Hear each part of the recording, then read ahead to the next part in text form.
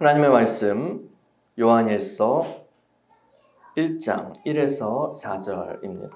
다 같이 한 목소리로 읽겠습니다. 시작. 태초부터 있는 생명의 말씀에 관하여는 우리가 들은 바요 눈으로 본 바요 자세히 보고 우리의 손으로 만진 바라. 이 생명이 나타내신 바 된지라. 이 영원한 생명을 우리가 보았고 증언하여 너희에게 전하노니 이는 아버지와 함께 계시다가 우리에게 나타내신 바 된 이시니라. 우리가 보고 들은 바를 너희에게도 전함은 너희로 우리와 사귐이 있게 하려 함이니 우리의 사귐은 아버지와 그의 아들 예수 그리스도와 더불어 누림이라. 우리가 이것을 쓰면 우리의 기쁨이 충만하게 하려 함이라. 아멘. 하나님, 우리가 주님의 말씀 앞에 섭니다. 주의 음성 듣게 하시고 주님의 그 말씀으로 형성되게 하여 주옵소서. 성령님 운행하여 주시고 우리 안에서 말씀의 빛을 비춰주셔서 들을 수 있는 길을 허락하시며 깨달을 수 있는 마음 허락하셔서 열매 맺게 하여 주옵소서. 말씀을 전하는 종을 붙들어 주시고 주의 권능으로 충만케 하여 주옵소서. 주님 감사합니다. 예수님의 이름으로 기도합니다. 아멘. 다들 토요일 밤은 잘 보내셨나요? 그래요? 토요일은 밤이 좋은데 이런 노래 있잖아요. 그대 나를 두고 떠나가지 마라. 토요일은 밤이 좋아. 이 노래 아세요? 그대 나를 그대 바라보며 사랑할 수 있는 토요일은 밤이 좋아. 이 밤은 영원한 것 그리움이 흐르네. 어둠이 오면 외로워하며 우리들은 헤매지만 불빛이 흘러 가슴 적시는 이 도시는 아름다워. 아쉬움을 두고 떠나가지 마라. 토요일은 밤이 좋아. 모든 연인들이 사랑할 수 있는 토요일은 밤이 좋아. 혹시 이 노래 부른 가수가 누군지 아세요? 김종찬? 아시네요. 네, 맞아요. 가수 김종찬 님이 불러서 히트한 토요일은 밤이 좋아 라는 그런 노래 가사를 제가 방금 읽었는데요. 이 곡은 80년대 후반 나왔죠. 가요톱10에서 1위를 했던 매우 인기 있는 그런 노래였습니다. 저는 이분의 다른 노래를 더 좋아해요. 이 노래보다는 95년도에 나온 그 산다는 것은 이라는 노래가 있습니다. 이것도 꽤 그래도 히트했어요. 막 1위 하고 그 정도는 아니었지만 요즘도 종종 라디오에서 나오는데요. 이런 가사예요. 어디로 가야 하나 멀기만 한 세월 단 하루를 살아도 마음 편하고 싶어. 그래도 난 분명하지 않는 갈 길에 몸을 기댔어. 날마다 난 태어나는 거였고 난 날마다 또 다른 꿈을 꾸었지. 내 어깨 위로 짊어진 삶이 너무 무거워. 지쳤다는 말조차 하기 힘들 때 다시 나의 창을 두드리는 그대가 있고 어둠을 가를 빛과 같았어. 여기서가 끝이 아님을 우린 기쁨처럼 알게 되고 산다는 것 그것만으로도 의미는 충분한 거지. 저도 이 노래방에서 좀 종종 불렀었어요. 어릴 때. 근데요, 이 두 노래가 되게 막 대조적이지 않아요? 토요일은 밤이 좋아와는 이 산다는 것은 분위기가 완전 달라요. 근데 공통점은 있어요. 공통점은 이 노래 화자가요, 다 방황하고 있다는 거예요. 다 방황하고 있어요. 토요일은 밤이 좋아해서는 어둠이 오면 외로워하며 우리들은 헤매지만 이렇게 하고 이 산다는 것은 에서는 어디로 가야 하나 하고 방황하고 있어요. 토요일 이 노래에서는 근데 방황을 극복하기 위해서 어떻게 해요? 그 방법으로 진탕 이제 놀러 가는 거죠. 그 사랑하고 또 쾌락을 즐기는 쪽으로 가자. 그렇게 노래해요.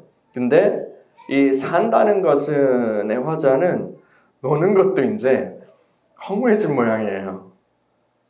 거의 삶을 포기하기 직전에 이 사람은 어떤 빛과 같은 존재를 만나고 그 삶의 소망과 기쁨, 의미를 재발견하기 시작합니다.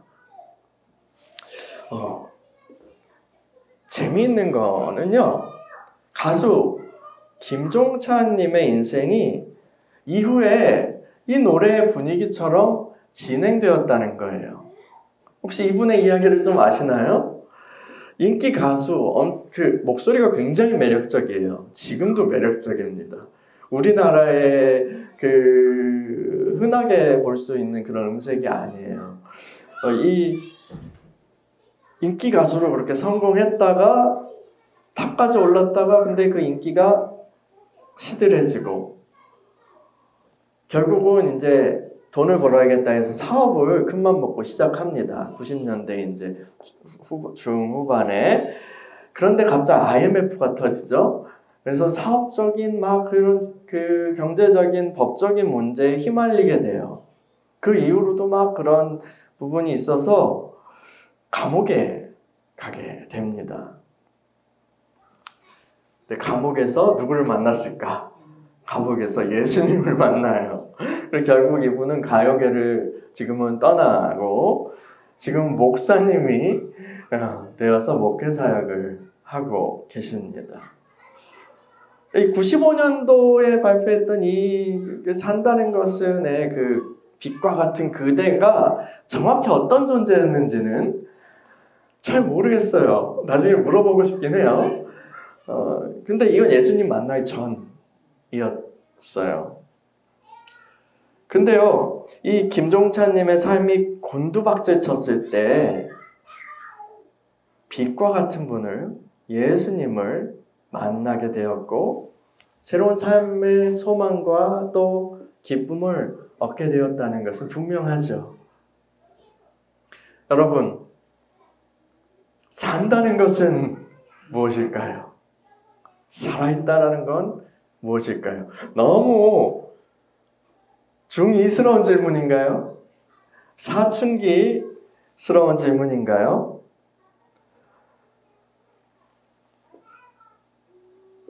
다 그 사춘기 때 산다는 것은 뭘까? 다 질문해 보셨죠? 생각해 보셨죠?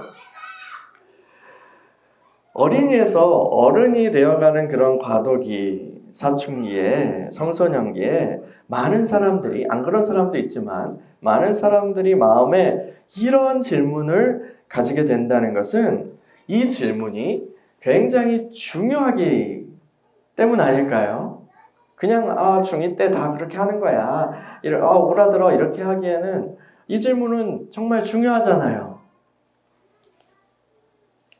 어떤 사람들은 그래서 그 질문이 나에게 찾아올 때 진지하게 고민을 하고 계속해서 이제 그걸 찾아가기 위해서 애쓰는 사람도 있고 아니면 그 시기가 지나면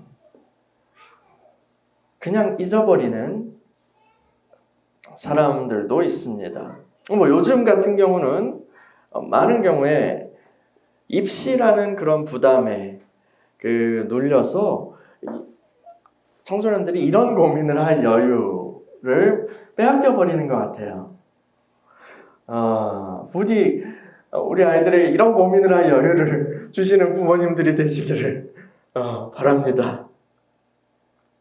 근데요, 청소년 때 이 고민을 그냥 묻어버리면 나중에라도 대학생이 되어서라도 저희 때는 대학생이 되어서 이런 고민을 할 수가 있었던 것 같아요.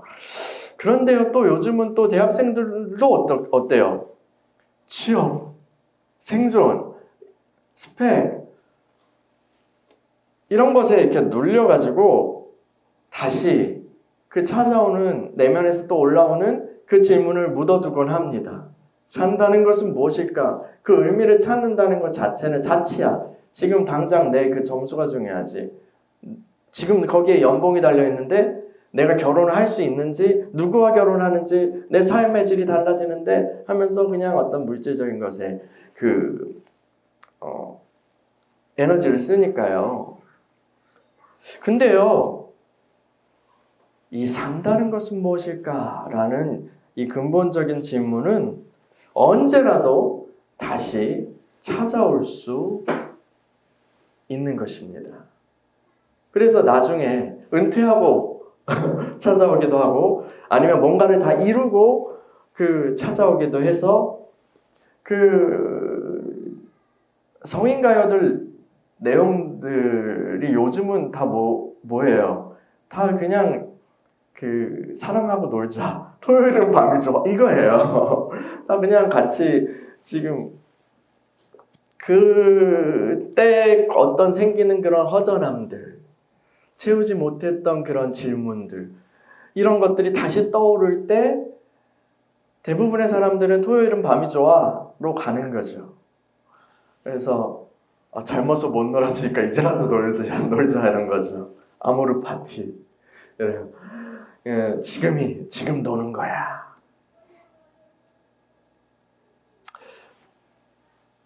산다라는 건 무엇일까요? 살아있다라는 것은 죽음과 대척점에 있는 것이죠. 죽음은 또 뭐죠? 어떤 사람의 뇌와 또 심장을 비롯한 모든 그런 주요 장기가 활동을 멈춘 것을 확인하면 의사는 사망 선고를 합니다.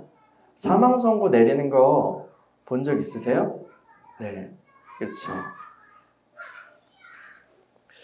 이게 죽음, 육체적인 죽음이죠. 생물학적인 죽음이에요. 그러면 이 생물학적인 죽음에 반대되어 있는 거, 생물학적으로 그냥 살아있는 거, 이것이 산다 라는 것의 대답의 전부가 될 수 있을까요? 근데요, 인간은 밥을 먹고 또 잠을 자면서 또 일도 하죠. 노동을 하고 또 사랑을 하고 번식을 하는 그런 삶을 계속해서 살아가면서도 그렇게 살아가면서도 이게 사는 건가? 라는 고민을 한다는 거예요. 인간은 그런 고민을 한다는 거예요.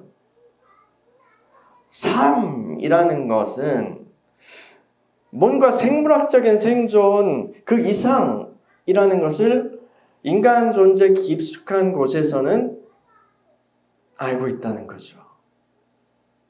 그래서 사람들은 살아있기 위해, 살기 위해 여러 가지 시도를 합니다.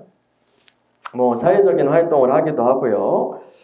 의미 있는 그런 일들을 하기도 하고요. 창조적인 역량을 막 펼쳐 보이기도 하죠. 또 쾌락이나 권력을 혹은 돈을 추구하는데 이제 의미를 부여하기도 합니다.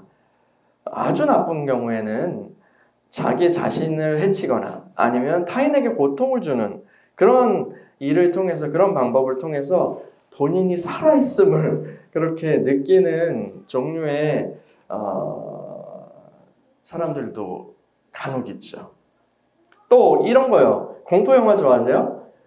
공포영화 아니면 스릴 있는 그런 체험들, 이 스릴 체험이나 아니면 호러 영화 같은 거, 아니면 막 되게 잔인한 그런 영화 등등을 좋아하는 사람들이 있잖아요. 그런 거를 이렇게 선호하는 마음이 우리 안에 있는데 그런 것에 대한 쾌감은 그거 즐기는 쾌감은 죽음을 대면하면서 거기에서 내가 반대로 느껴지는 내가 살아있구나.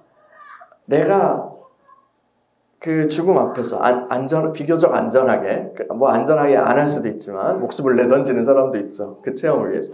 근데 그때 느껴지는 어떤 생의 불꽃을 이렇게 경험하는 그런 차원이라고 이런 즐거움을 설명할 수도 있습니다. 어쨌든 인간에게는요 진정으로 살아있고 싶은 그런 갈망이 있어요. 단지 생물학적인 그런 생명을 넘어선 어떤 다른 차원의 생명에 대한 갈망입니다. 이것은 본래 인간에게 있었던 것이지만 이 생명은 본래 있었던 것이지만 잃어버린 것입니다. 요한일서를 오늘부터 살펴보려고 하는데요.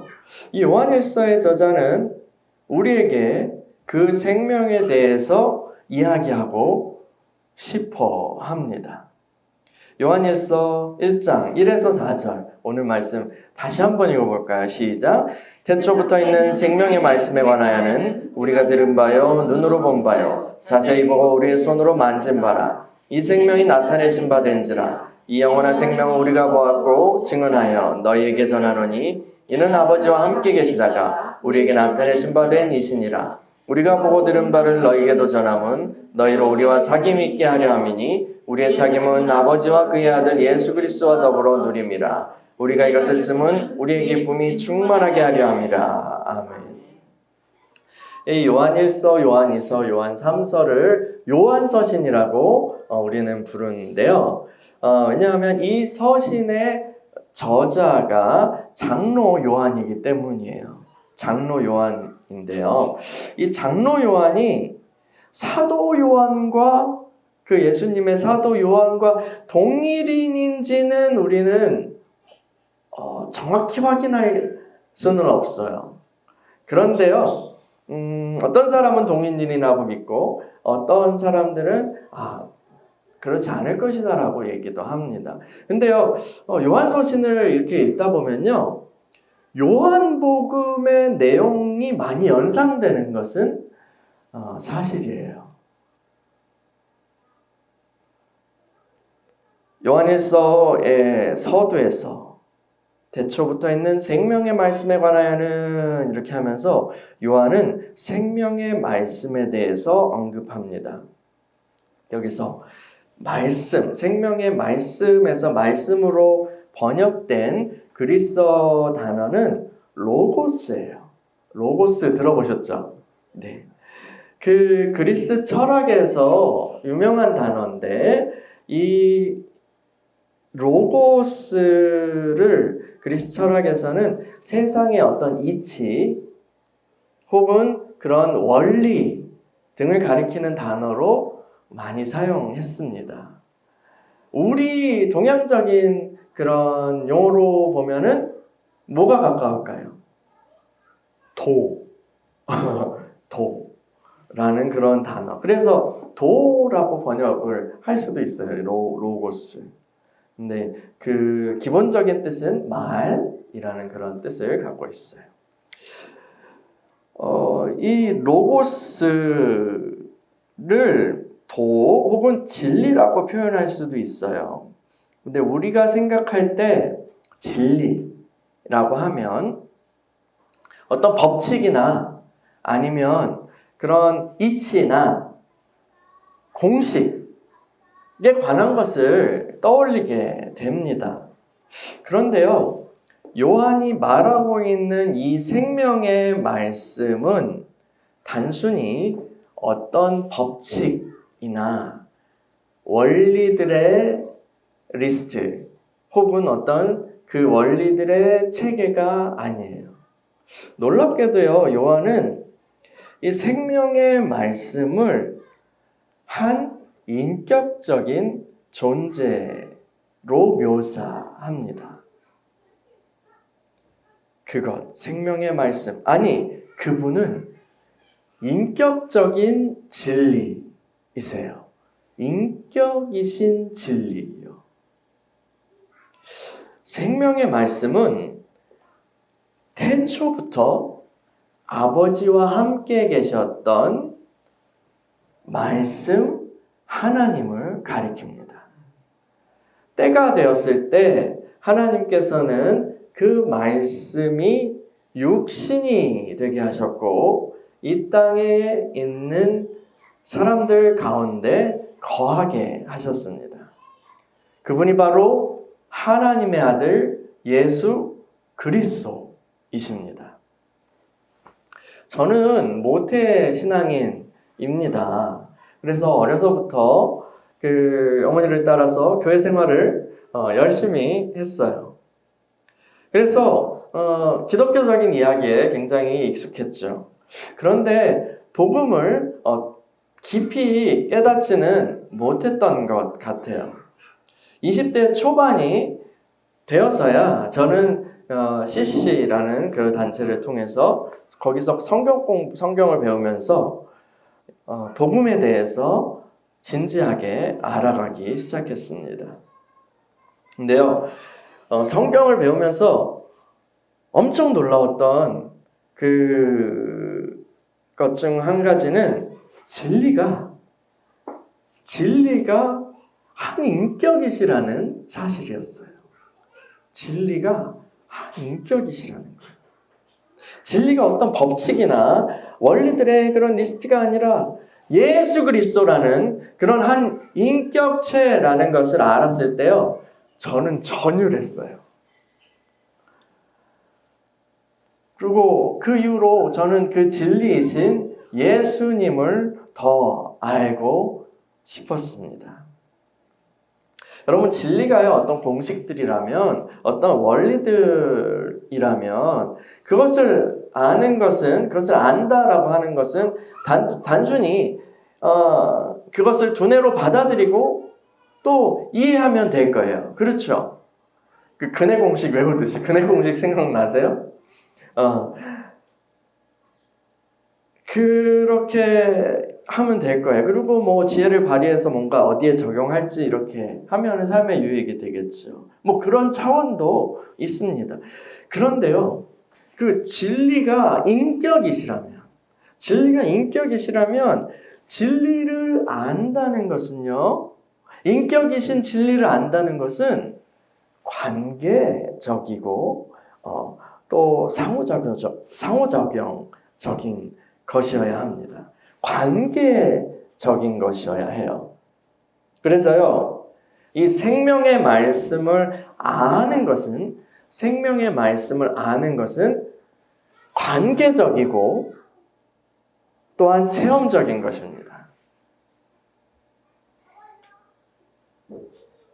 이 사람 무슨 얘기하는 거야? 라는 그런 표정이신 것 같은데 조금 더 해볼게요.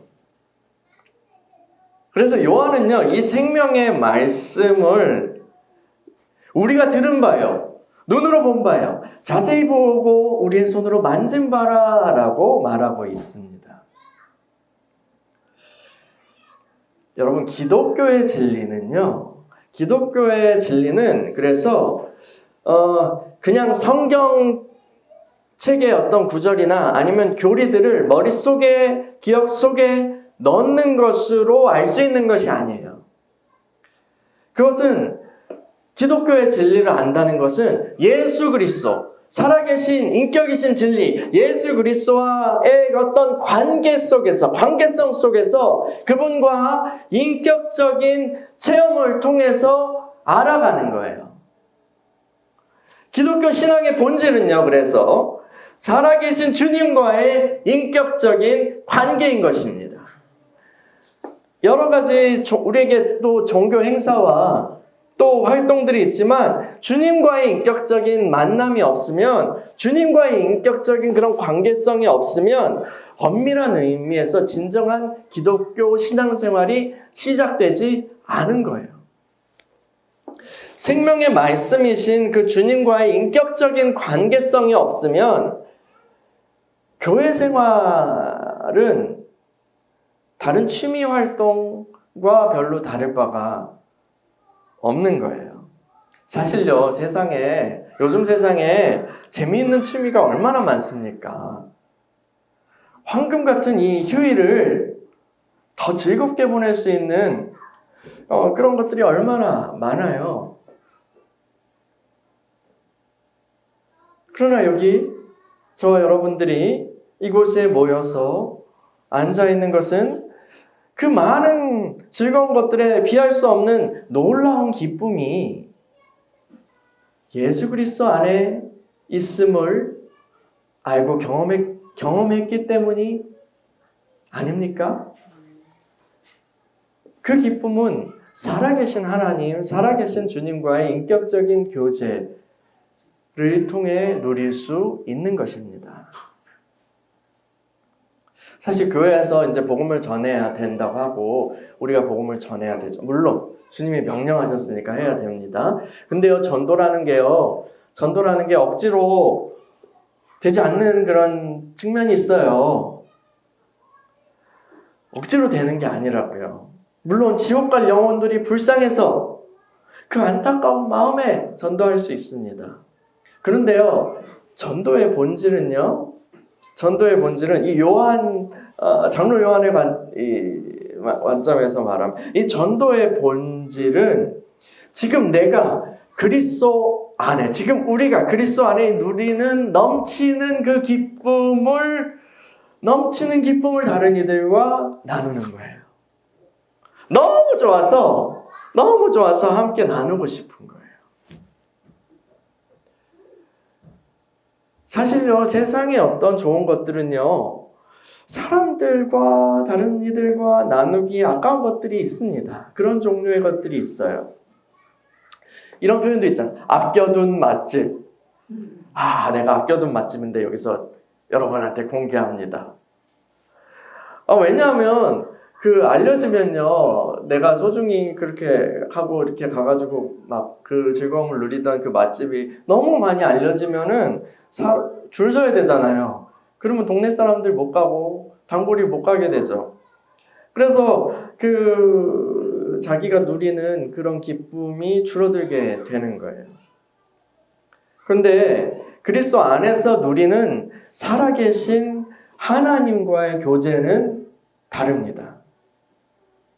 이것은 많은 사람들과 함께 나누어도 기쁨이 줄어들지 않습니다. 오히려 다양한 사람들에게 역사하시고 또 그들을 아름답게 변화시켜 가시는 그 하나님을 눈으로 같이 보고 또 이야기를 듣고 같이 경험하면서 더 풍성한 기쁨을 누리게 되는 거예요. 기쁨 2배, 축협 이게 아니라 나눌수록 더 커진다는 거죠. 그래서 요한은 우리가 이것을 쓰면 4절에서요. 우리가 이것을 쓰면 우리의 기쁨이 충만하게 하려 함이라라고 말하고 있는 것입니다. 오늘 설교의 서두에요. 저는 인간에게는 생물학적인 어떤 생존 그런 것을 넘어서서 진정으로 살아있고 싶은 그런 갈망이 있다는 그런 말을 했어요. 이 갈망은 오직 차원 높은 생명을 얻을 때에 만족됩니다. 차원 높은 생명을 얻을 때에 만족됩니다. 영원한 생명의 말씀이신 예수 그리스도를 만나고 그분 안에서 살아계신 하나님과 다시 연결되어 관계 맺고 그분과 사귐을 가질 때 인간은 비로소 살아있는 기쁨을 누리게 되는 것입니다.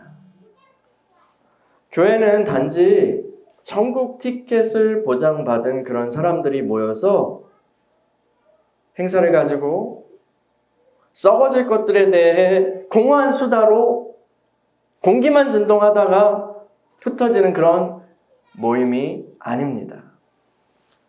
교회는 생명의 말씀이신 예수 그리스도 안에서 살아계신 하나님과 생생한 교제를 나누는 사람들의 모임이에요. 주님을 사랑하는 사람들은 압니다. 함께 주님을 사랑하는 사람들이 모여서 주님 이야기를 나눌 때에 어떤 일들이 벌어지는지 말이에요. 가슴이 뛰고 감격의 눈물이 차오릅니다.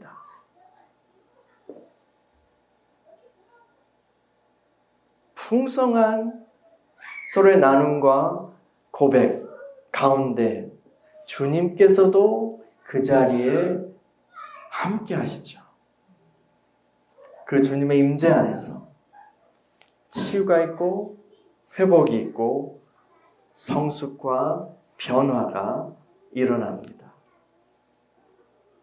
이것이 바로 요한이 말하는 사귐입니다.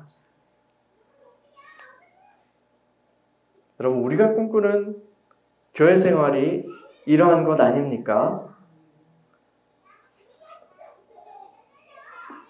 주께서 우리들에게 이러한 복을 주시길 사모합니다. 이러한 은혜를 주시기를 우리 같이 간구하며 나아갔으면 좋겠습니다.